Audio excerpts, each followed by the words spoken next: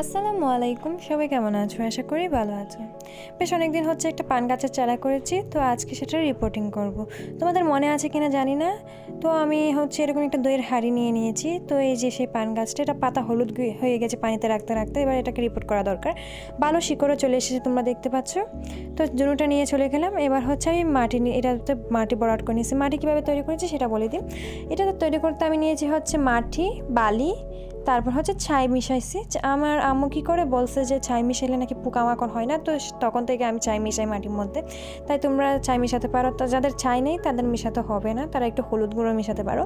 তো এবার আমি এটার বসিয়ে সামান্য করে মাটির চাপা দিয়ে দিচ্ছি। এটা ভেঙে যেতে পারে, একটু সাবধানে কাজটা করছিলাম, যেহেতু পান গাছের ডালগুলো একটু নরম হয় তাই জন্য। তো সুন্দরভাবে ভালো করে মাটি দিয়ে দিলাম। এবার পালা পানির। বৃষ্টি পড়ছে তাই বেশি পানি দিব না, তাই কম পানি দিয়েই সেরে দিব, কেননা বেশি পানি দিলে পচে যেতে পারে। তো ভালো মতো একটু করে পানি দিয়ে সুন্দরভাবে এটাকে ঝুলিয়ে রেখে দিব। এটা ঝুলিয়ে রাখলে বেশ সুন্দর লাগছিল। তো আজকের জন্য এতটুকু, বাই।